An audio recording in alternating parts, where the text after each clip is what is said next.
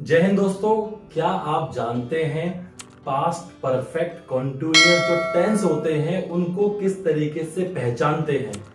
क्या आप जानते हैं कि पास्ट परफेक्ट कॉन्टिन्यूअस टेंस को कैसे बनाते हैं? क्या आप जानते हैं कि पास्ट परफेक्ट कॉन्टिन्यूअस जो टेंस होते हैं उनका कहां पर यूज किया जाता है? अगर इन तीनों सवालों का जवाब आपके पास नहीं है या फिर अगर आपके पास जवाब है और उस जवाब में आपको लगता है कहीं कंफ्यूजन है, तो ये वीडियो आप देखिए। इस वीडियो के एंड तक आपके तीनों ही सवालों के जवाब भी क्लियर हो जाएंगे, आपकी कंफ्यूजन भी सारी की सारी क्लियर हो जाएंगी। हमारी लास्ट जो वीडियो है पास्ट और प्रेजेंट टेंस के ऊपर, उसका लिंक हमने अपने डिस्क्रिप्शन में दिया हुआ है, वहां जाकर आप उनको देख सकते हैं, सीख सकते हैं। आप देख रहे हैं गुरुजी's ब्रेन, मैं हूं आपके साथ अमित अग्रवाल। तो आइए शुरू करते हैं।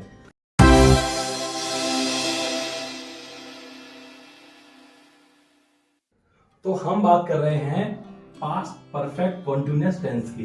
तो देखिए, परफेक्ट कॉन्टिन्यूअस का मतलब वो होता है जब किसी काम का परफेक्ट हो जाना और वो भी लगातार किसी समय के साथ चलना। जब कभी भी किसी भी काम का एक समय के साथ लगातार चलेगा तो वो आपका काउंट होगा पास्ट के अंदर, परफेक्ट कॉन्टिन्यूअस टेंस के अंदर।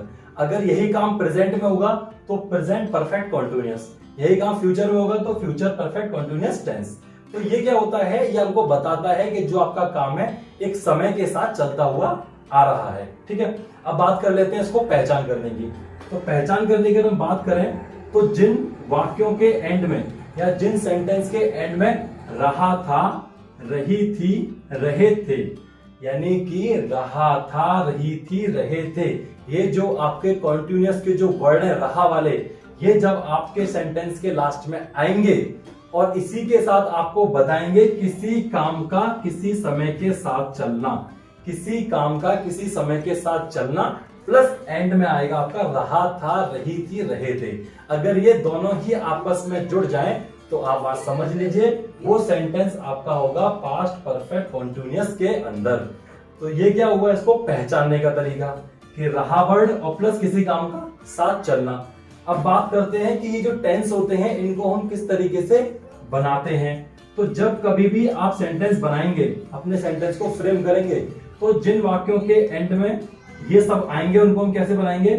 सबसे पहले सब्जेक्ट, फिर हेड, क्योंकि परफेक्ट है इसलिए हेड आ गया, देन बीन, वर्ब की फर्स्ट फॉर्म के साथ आईएनजी, रहा वाले वर्ड के लिए आईएनजी प्लस ऑब्जेक्ट, और सिंस और फॉर का हम लोग यहां पर यूज करते हैं। तो हमने आपको प्रेजेंट परफेक्ट के अंदर भी, प्रेजेंट परफेक्ट कॉन्टिन्यूअस के अंदर ही बताया था कि सिंस आता है आपका किसी निश्चित समय के लिए और फॉर आता है आपका किसी अनिश्चित समय के लिए। तो सिंस और फॉर का हम इस तरीके से यहाँ पे हम यूज करते हैं। तो ये जो आपका मेथड है, इस मेथड को हम चेक करते हैं कि कौन सा सेंटेंस होगा जहां पर इसको हमको फिट करेंगे, इसको हम यूज करेंगे। तो एक एग्जाम्पल लेते हैं। देखिए, रानी 2 घंटे से खाना बना रही थी। रानी 2 घंटे से, यानी किसी काम का साथ चलना, यह आ गया समय के साथ आ गया। बना रही थी, रही थी, तो ये हो गया पास्ट परफेक्ट कॉन्टिन्यूअस। रानी 2 घंटे से खाना बना रही थी, तो इसको हम कैसे बनाएंगे? Rani had been cooking the food, Rani had been cooking the food last 2 hour, last for 2 hour. अब फॉर क्यों आया? क्योंकि 2 आवर जो हमारा 2 घंटे है वो निश्चित समय नहीं होता, वो अनिश्चित समय होता है। तो फॉर 2 आवर आ गया हमारा। तो ये क्या होगा? हमारा सिंपल टेंस हो गया। एक एग्जांपल और लेते हैं इसी का। राहुल 2000 से दिल्ली जा रहा था। राहुल 2000 से दिल्ली जा रहा था। तो 2000 क्या है? एक साल का है, तो एक निश्चित समय है। तो कैसे बनाएंगे इसको हम? Rahul had been going to Delhi, Rahul had been going to Delhi since 2000। तो ये क्या हो गया? हमारा सिंपल टेंस का हो गया कि सिंपल जो टेंस होते हैं उनको हम कैसे बनाएंगे। तो ये तो हो गया हमारे सिंपल टेंस। अब हम बात कर लेते हैं नॉट की। तो जब कभी आपका सेंटेंस नहीं वाला होगा, नॉट वाला होगा, तो वहां आप क्या करेंगे? वहां बनाएंगे सब्जेक्ट, सब्जेक्ट के बाद हेड, हेड के बाद बीन, और इन दोनों के बीच में आ जाएगा नॉट, इन दोनों के बीच में आ जाएगा not. Subject, had plus not plus been, verb की फर्स्ट फॉर्म के साथ आईएनजी, ऑब्जेक्ट और सिंस के साथ फॉर लगा करके हम सेंटेंस को बना देंगे। सिंस निश्चित समय, फॉर अनिश्चित समय।